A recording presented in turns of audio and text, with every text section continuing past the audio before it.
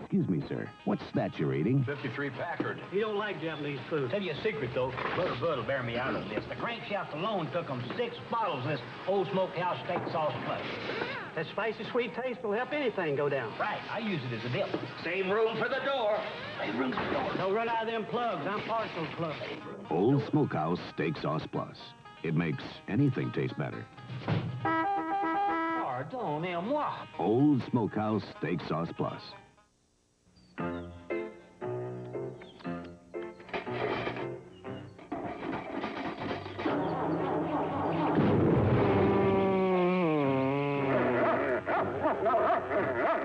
You can't count on anything these days. Did you type the letter I told you to type? No. With possibly one exception. Federal Express. When it absolutely positively has to be there overnight. In the 1950s, the modern gas barbecue was developed. We just think it's super deluxe. Though cleaning was a minor problem. In the 1960s, cleaning took even less time. Right on. In the 70s, because of new, improved detergents, cleaning time was dramatically reduced.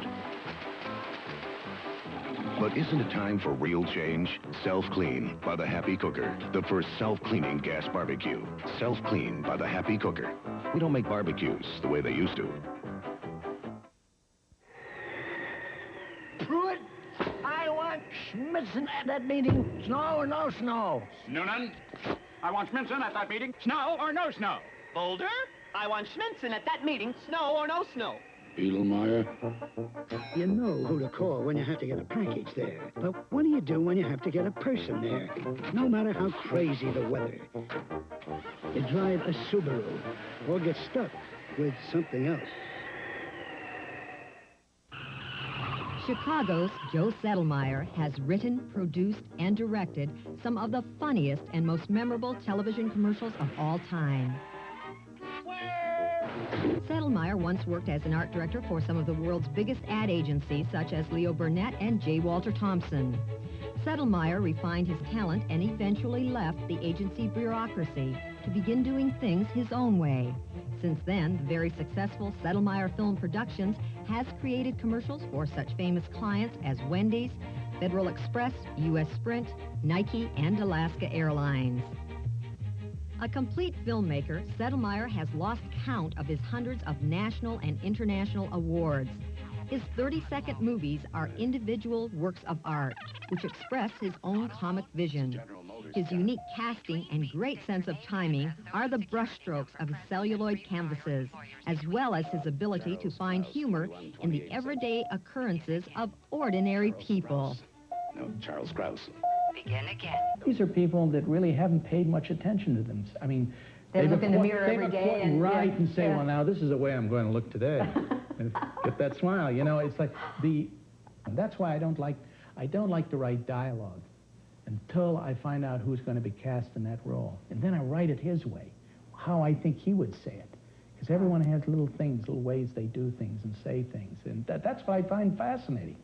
You're bringing their character, their personality out. How does that work? You're sort of mirroring them. Well, a lot of times, what it is when I want them to do something, I'll imitate them, and they'll imitate me imitating them.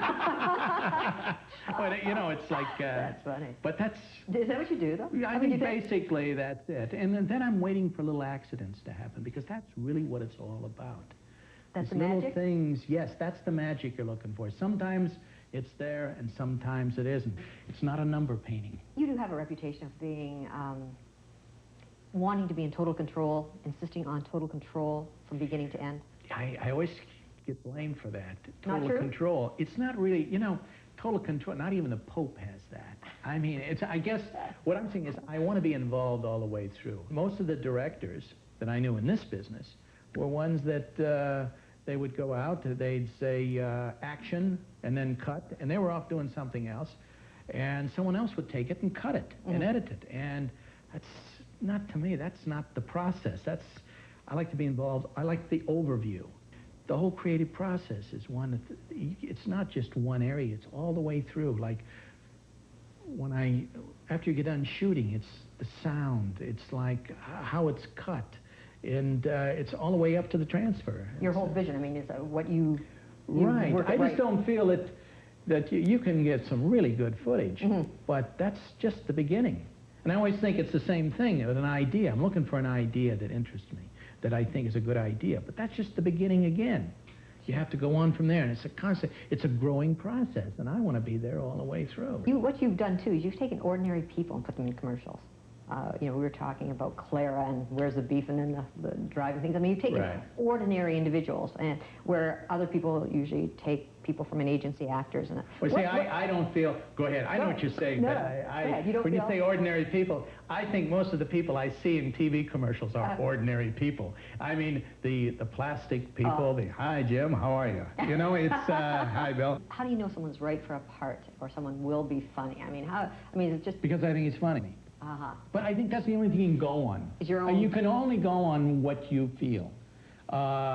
You might be wrong, but you'll never be right if you're going by what you think someone else thinks is funny. Well, if you had to give some advice to young people to be successful at whatever they want to be, not necessarily this business, but just to be a successful individual, as you appear to be. Well, the way I do it might not be the way they do it. And I think that when, as I say, you're influenced by other people. You're always influenced by other people. I am too. But when you end up being nothing but a carbon copy, that's something else.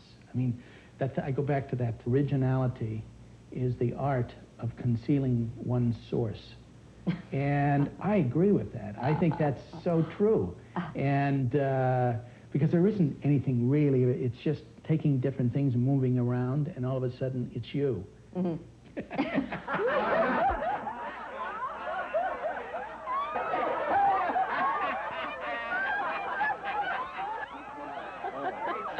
Second cabin, please.